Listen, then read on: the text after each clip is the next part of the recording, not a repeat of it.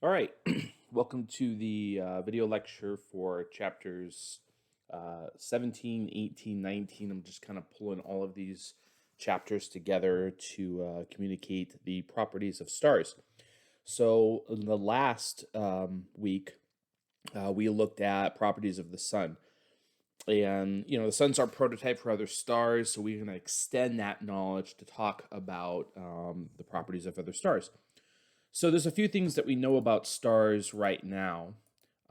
We know how to get the surface temperature of a star, right? That's done through Wien's law.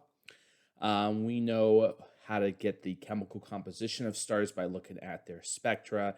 And we have a way to characterize their apparent brightness through the concept of apparent magnitude. What we're going to do in this particular chapter is to sort of fill in some other details about the properties of stars. In fact, what we don't currently know about stars in this class is because we don't know how far away stars are. So that's the first thing we're going to tackle is how to determine the distance to stars. We're also going to characterize the intrinsic brightness of a star, which is what we call the luminosity. That's different than how we see the star, because how we see the star is a function of distance. So once we know distance, we'll have a means to characterize the natural brightness of a star, and that's the luminosity. We'll be able to infer the radius of stars. That means their size. Just want to be clear that we don't see how big stars are. We infer their size based on the temperature that they have and the amount of light they release. For example, if you have a star that is, not incredibly hot but unusually bright, it probably means that the star is rather large to have enough surface area to produce all that light.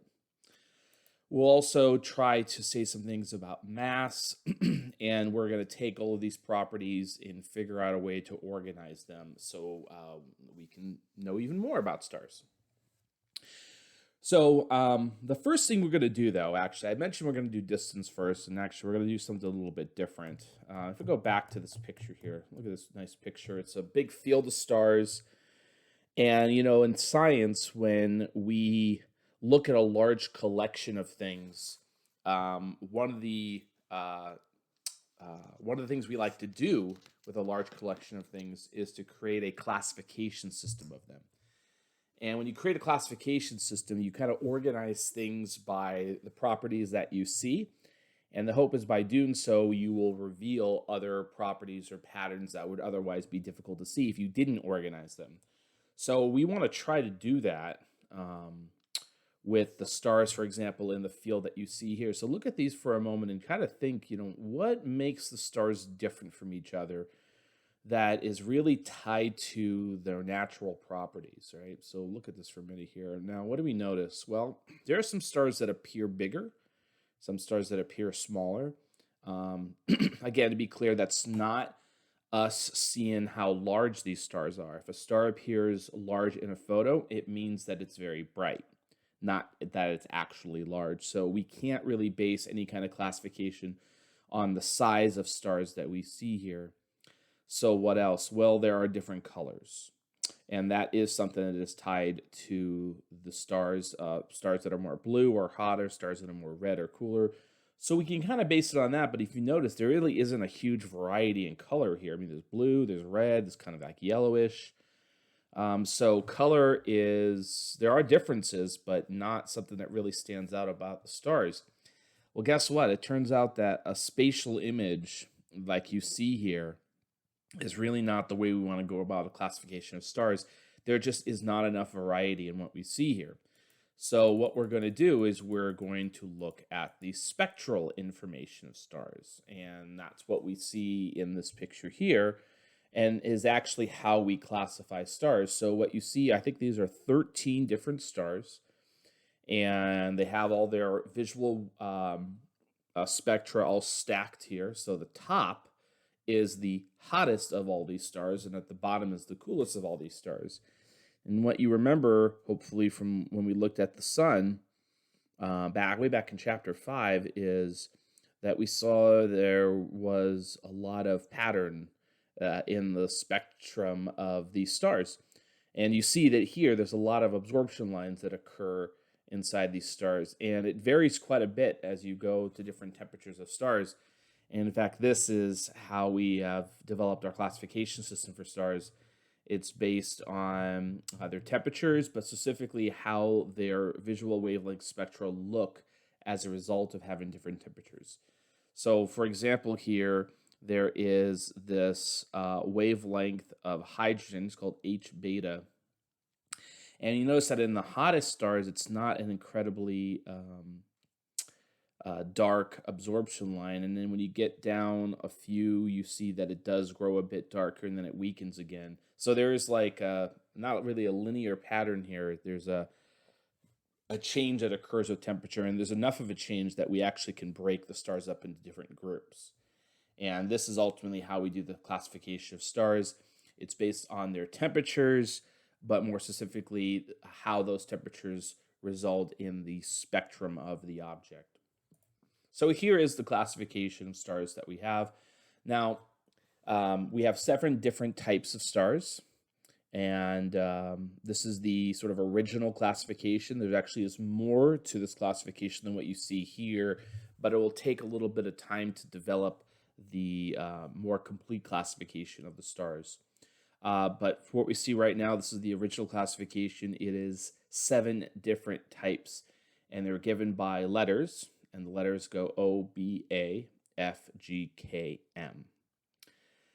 Now you may think like that's a really weird sequence of letters there. Why does that exist? Well, originally they classified things alphabetically. They chose stars and they're like, okay, this is star A and this is B and this is C, and it was actually based on the strength of the absorption lines that we see back in this picture here. They thought initially that the strength of the absorption lines was something that would be directly correlated with some property of the star. Well, as you can see here, the strength of these lines kind of vary, can get weaker, stronger, weaker based on temperature. So once they realized that there was a more complicated pattern that went with temperature, they reorganized the sequence. They threw out some redundancies, and this is what we have today. And we still use this today.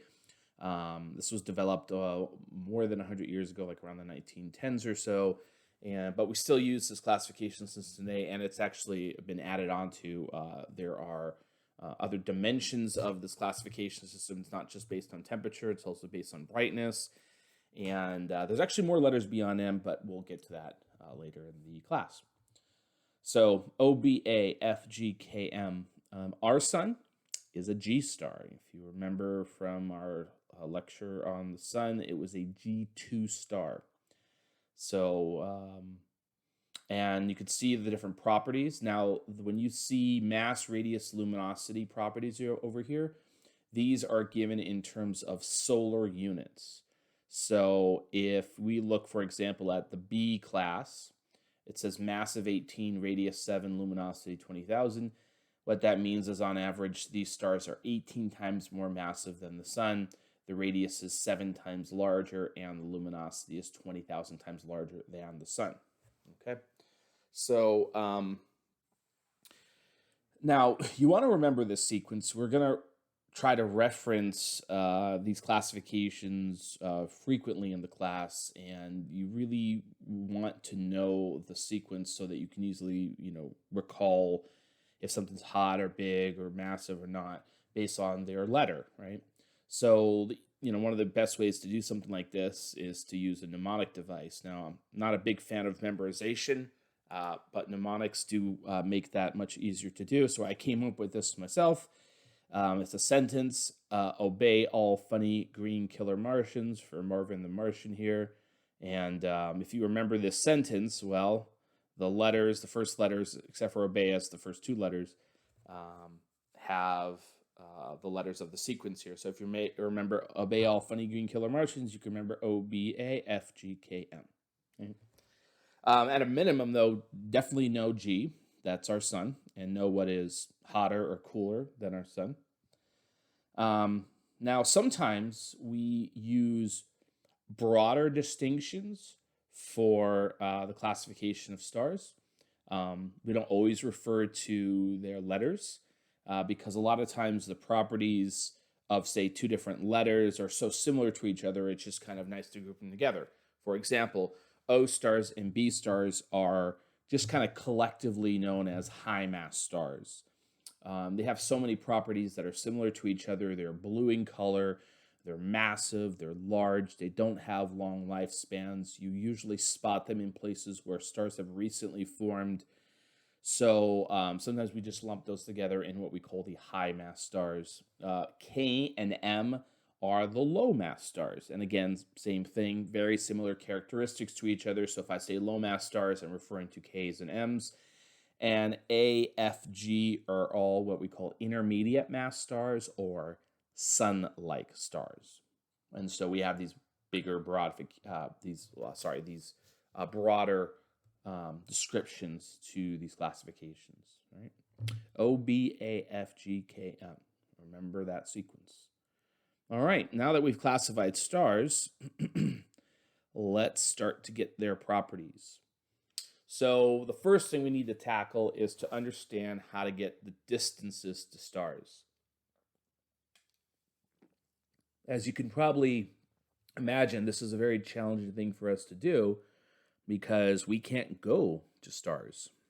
We have not been to another star, so you might think, well, how in the heck are we going to measure the distances of stars if we've never actually visited any stars? Well, fortunately, there is a technique that doesn't require you to go to the object to determine how far away it is. And that concept is called parallax. And that's what's being demonstrated in the picture here. If they want to know what the width of this river is, you can observe a tree on the other side of the river. You create a baseline, which is some distance that's perpendicular to the distance to the tree, and you make two observations of the tree. Noting things that are in the background behind the tree, and you notice that as you look at A and then you move over to B to look at the tree, that the background will shift, right? So maybe if you're at A and you see this tree at C here, and then something's behind it like another tree, you can shift over to B, and you get a totally different perspective when you look at the tree at C. You may not see a tree, the same tree there. You may see another tree or maybe a small hill or something like that. These shifts that can be seen, they're measured in angles. And you can see a little example here of possible measurements of some small distance. This wouldn't be for the tree, obviously. And you can solve through trigonometry the distance across the river without actually having to traverse the river. So we're not going to be doing trig. Don't worry about that. I'll simplify this so that it becomes very easy for us to do. Now, this concept of parallax is very interesting and something you actually can very easily demonstrate with your eyes. I mean, the fact that you have two eyes is for depth perception. I mean, your eyes are actually performing parallax measurements because you have two eyes, and it allows you to see things that are farther away and things that are closer up. That's how you're at least able to initially discern that something's farther or closer is because of the parallax shifts. So you could do a little exercise here if you'd want to. One thing I'd like you to do is take your right hand and put your thumb up in front of your face, maybe like a foot away from your face. And when you look at your thumb with your left eye open and your right eye closed, and then shift your eyes. You'll make your right eye open, close the left eye. What you'll notice is that your thumb is going to appear to shift. It's going to shift to the left. That shift that you see, that's what's called parallax. And it shifts because you're viewing the thumb from two different vantage points, left eye, right eye.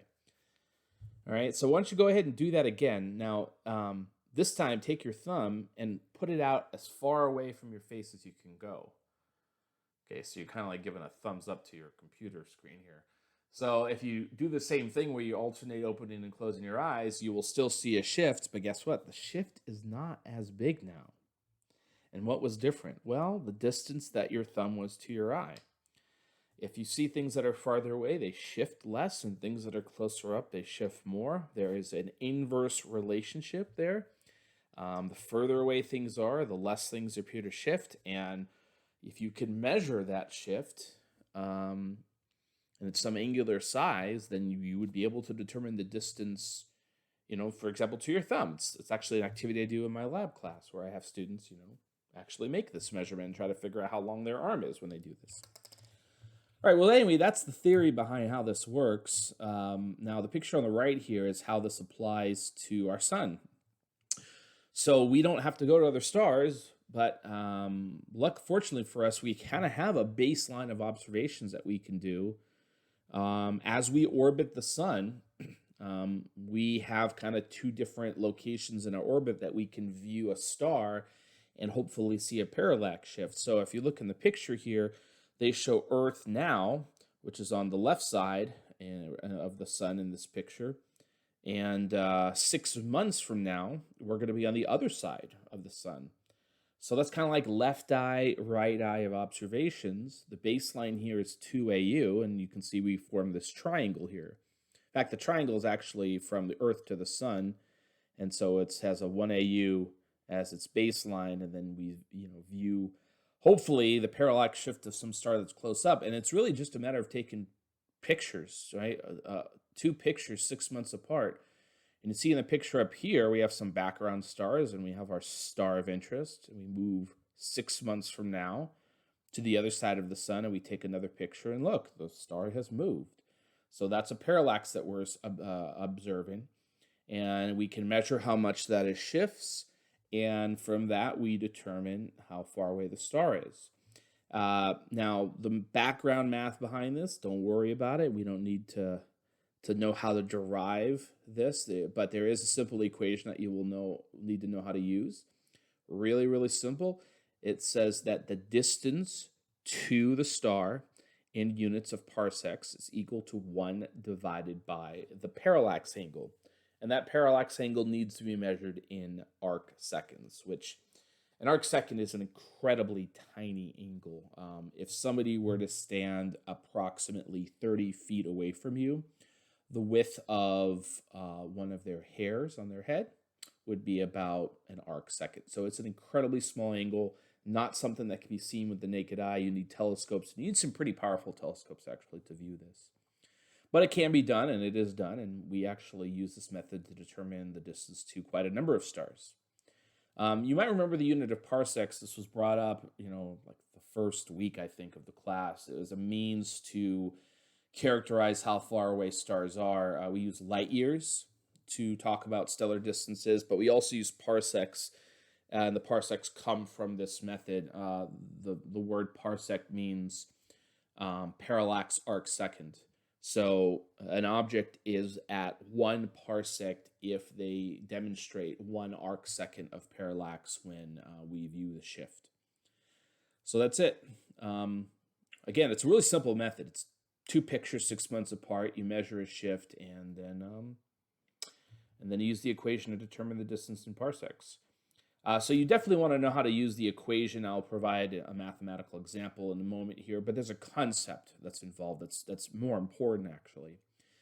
And it shows the inverse relationship here. And so what it says is stars that are close to us will exhibit large parallaxes, and as the star gets farther away, the parallax shifts become smaller. And that provides us a limitation, basically. If stars are too far away, their parallax shifts may be too hard to measure. They may be too small to measure, like they're under the resolving power of the telescope.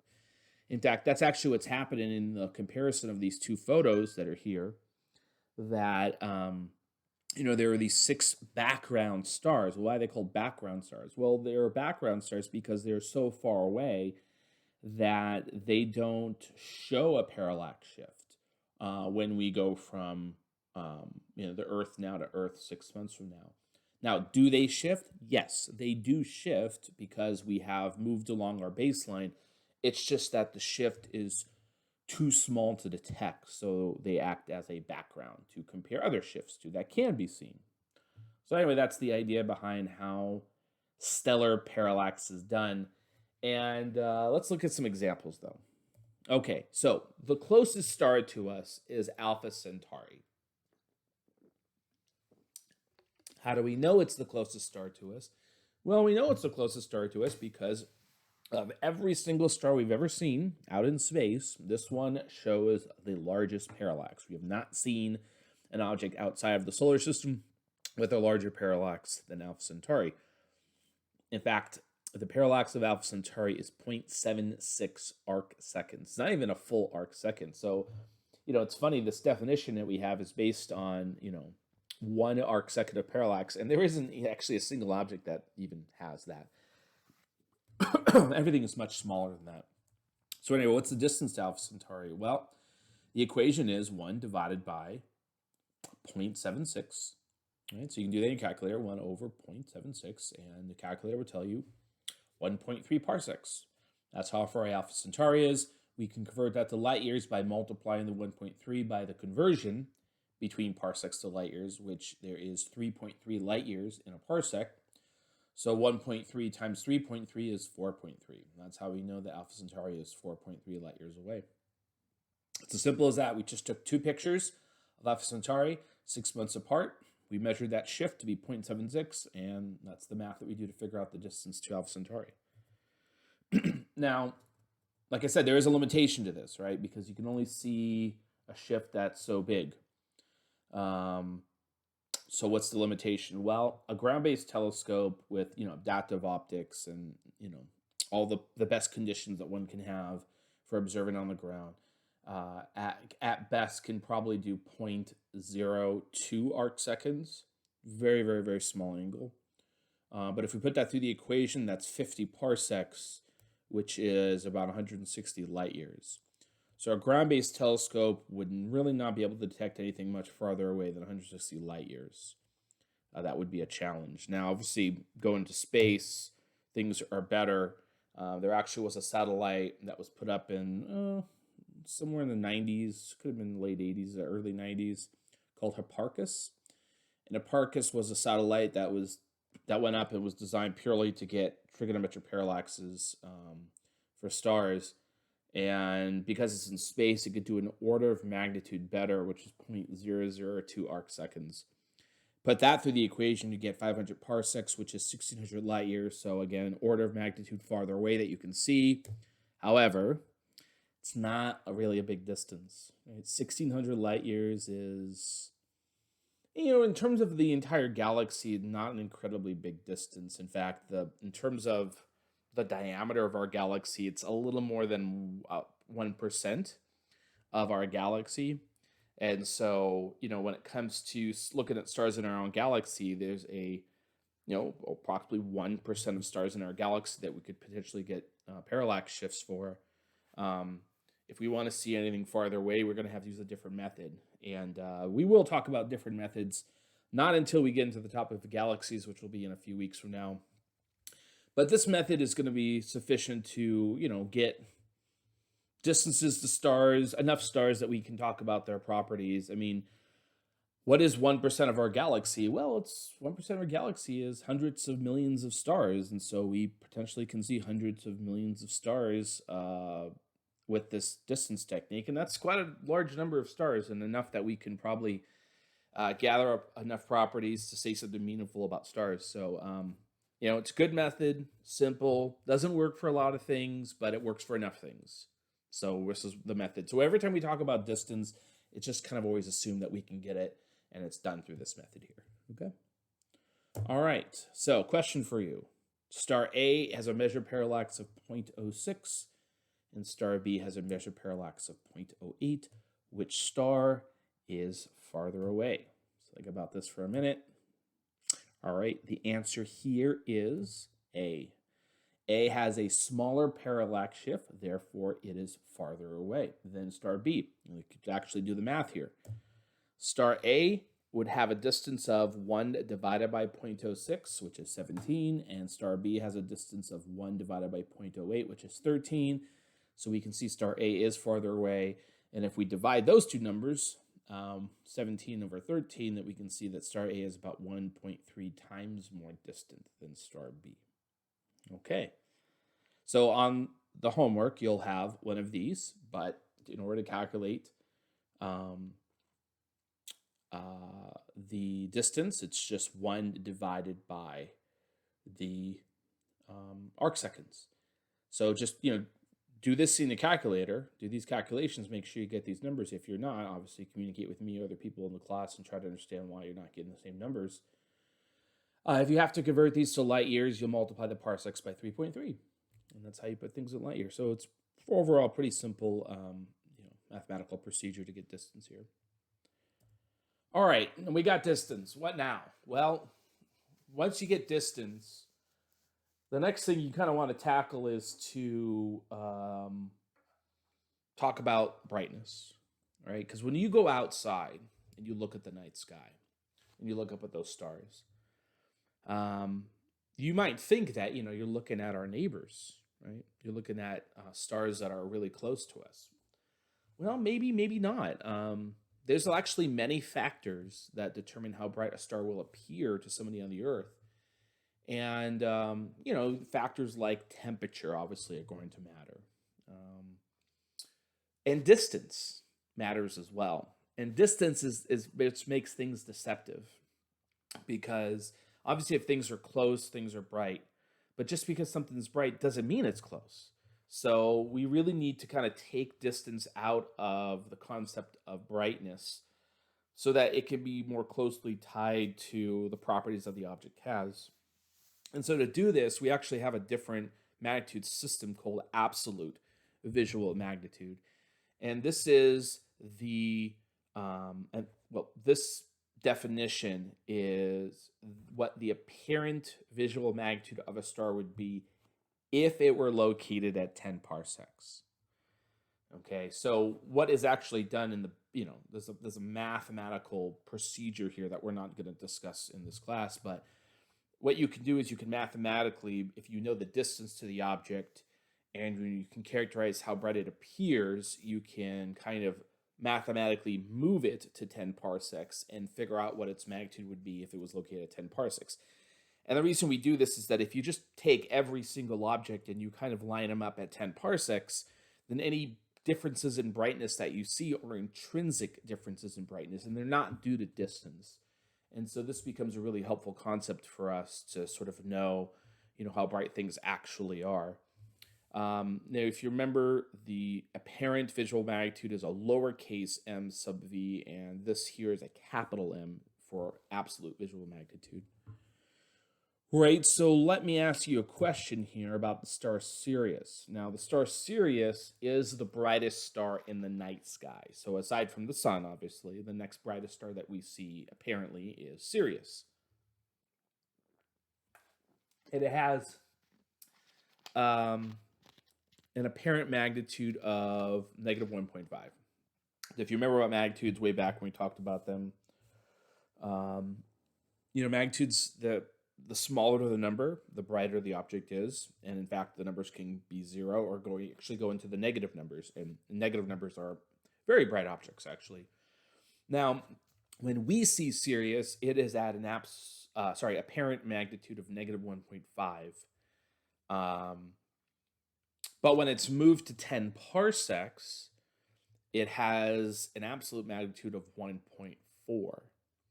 So based on these two numbers, think about this. Do you think that Sirius is actually greater than 10 parsecs or less than 10 parsecs from the Earth? So think about that for a minute here. All right. The answer here is that it's less than 10 parsecs. So when you look at these two numbers here, the negative 1.5 and the 1.4, the negative 1.5 is a brighter magnitude. So at its current distance, it's brighter than if it was at 10 parsecs. So it must be moved out, apparently, to 10 parsecs rather than being moved in. It moves out to 10 parsecs, and then it becomes fainter. So that's how we know that it's less than 10 parsecs. It's because when it's moved to 10 parsecs, it becomes a fainter object. All right. So great. So we have a means to characterize the brightnesses of objects by taking distance out. We use these numbers here. In fact, you could see a really nice illustration of how this is helpful because, look, we see that Sirius is an absolute magnitude of 1.4. Now, what you might remember from our discussion of the sun was that the sun had an absolute magnitude of around 4.8. So 4.8, we can compare Sirius to the sun now. Sirius is brighter intrinsically than the sun. If you take the sun out of the solar system, you put Sirius in its place, we're looking at a star that is significantly brighter. I mean, we're talking about a star that's probably 20 times brighter based on the differences of these numbers, right? Every magnitude difference is a factor of 2.5 in brightness. So Sirius is significantly brighter, and that's the only way we were able to know this is by the absolute magnitude.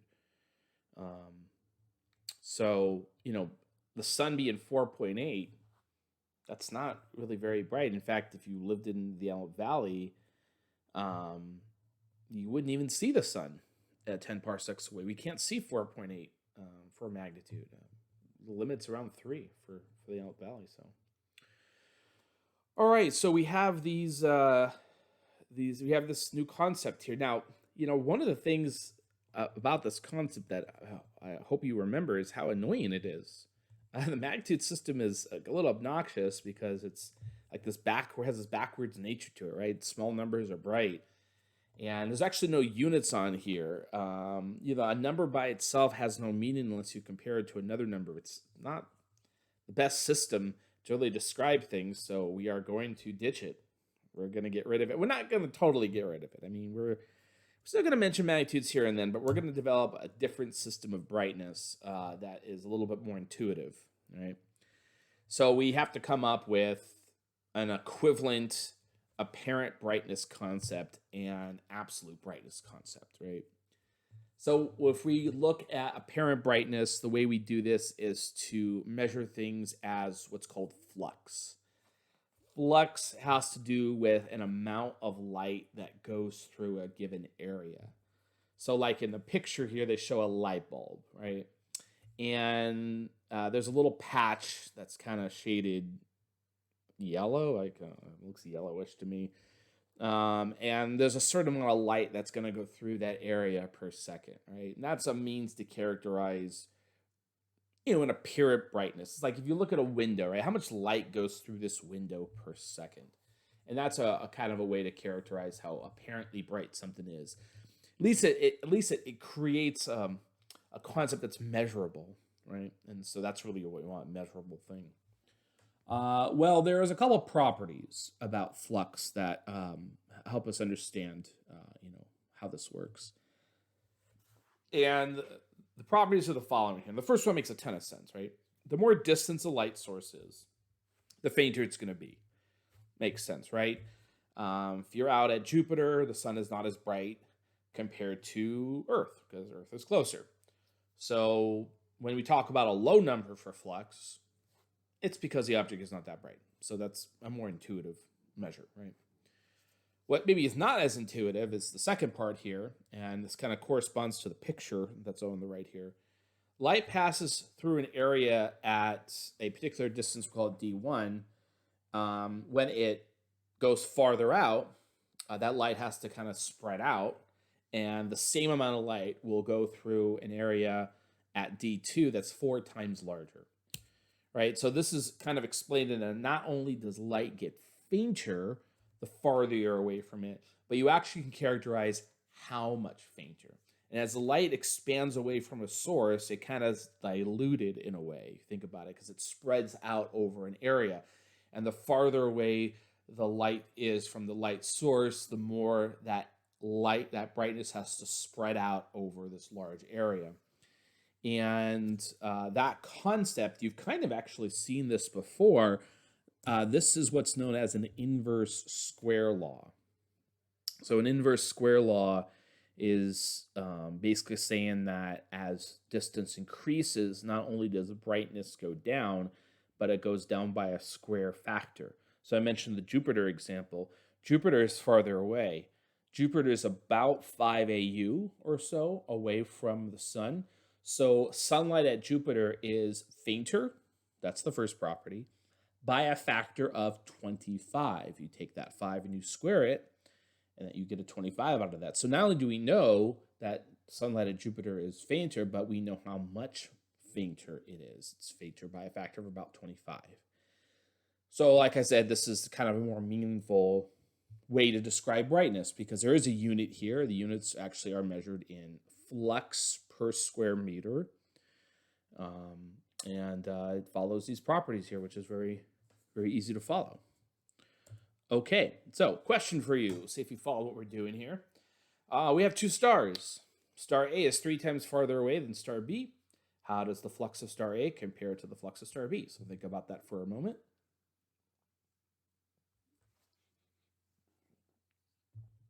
All right. So the answer here is C. What? Why not B?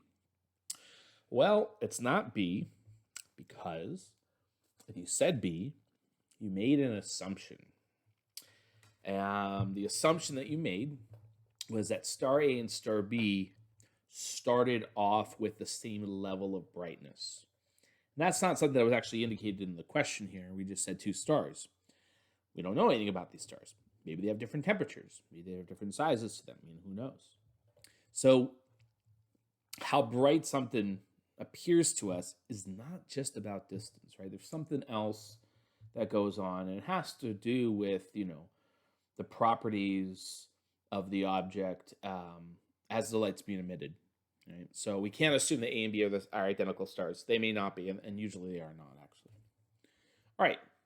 So we really have to know something about their intrinsic brightness. We have to know how naturally bright they are, because that's the level of light. That's where it starts. And then it diminishes as its inverse square law. So what is this other concept here? Well, this other concept is what we call luminosity. This is what we call intrinsic brightness, natural brightness. This is brightness due to the properties of the object, not related to distance. And this is connected to the idea of flux through something called the brightness law. Now, I think your textbook probably refers to this as the inverse square law of light. I like to refer to it as the brightness law, just because it has, when you say the word brightness, it kind of, I don't know, means more, but whatever. So what it says is that the flux of an object, how much light we receive from the object, is directly related to a star's luminosity divided by distance squared. And the way you should think about this relationship here is through the form of a question. So if you go outside and you look at stars in the night sky, you can ask yourself a question, why does that one star right there, why does it look that bright? And this is the answer to the question. The reason why that star looks as bright as it does to you is because it starts off with a certain level of brightness that has to do with its properties, things probably like size and temperature, and then it decreases with distance, right? So when I look at a particular star and I want to know why it looks that way, I know why.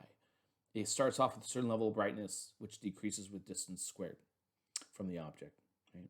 So that's how we're able to characterize how naturally bright things are, because if we know the distance to the object and we see the object, that's flux and distance, and we can actually work out luminosity. In fact, this is how we're primarily going to be using the equation, is we can, as long as we can get the distance to a star, then we'll be able to know what the star's luminosity is through this equation, right? So going back to our original example, star A and star B, well, they may be different distances from the Earth, but it's possible that star A is brighter, even though it's farther away. And it can be brighter if the luminosity is sufficiently large to begin with. Then it can appear brighter than B, even though it is farther away. Right? All right. So another question for you. This is the same question as before, but with some more information in here now. So star A is 3 times farther away than star B. Star A is known to have 9 times the luminosity of star B. How does the flux of star A compare to the flux of star B? So think about this for a minute. All right. The answer is C. Okay, I'm done tricking you. So, so A, it would be fainter because it's farther away, but now we know the luminosity of A, and A is 9 times the luminosity.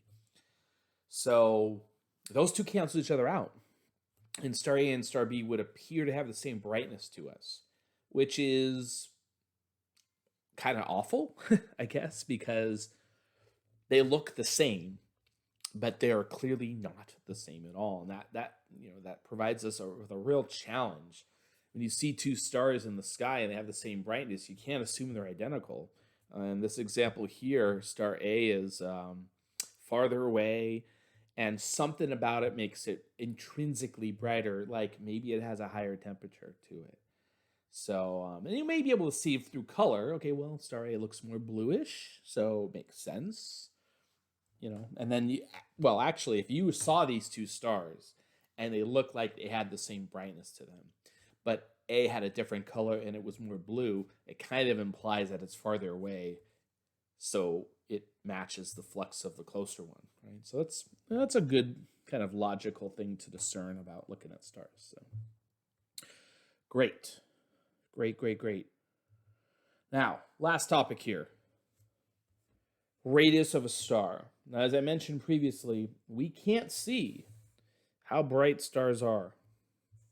I mean, no, we can't see how large stars are. We can definitely see how bright stars are. Okay, coffee needs to kick in for me here. We can definitely see the brightness of a star, but we can't see the size of a star. Stars are just too far away and too small to really see a size for a star, right? But we can infer it. So how do we do that? Well, when you might remember back in chapter 5, there was an equation we looked at called the Stefan-Boltzmann law. And the Stefan-Boltzmann law was a real simple law. It basically said hotter objects are brighter objects. And when we talked about that, we were actually talking about the concept of luminosity. Right? We were talking about luminosity. So we know that luminosity does increase with surface temperature. It is one of the reasons why stars are as bright as they are. It's due to their temperature. But it's not just due to temperature, right? So that's a question for you here. Let's say that A and B in this example are two stars of different sizes and they have the same temperature. Now, obviously, we wouldn't be able to see these sizes, but what do you think if you had these stars, sort of lined up here? What star would look brighter to you? You might think about this for a minute. Well, the answer here is B. B would be brighter. Why? Well, if they have the same temperature, B simply has more surface area with that temperature. So actually, B is possessing a lot more energy than A does. Sometimes people say A because they somehow think that like it's more concentrated or something like that. It's really about surface area.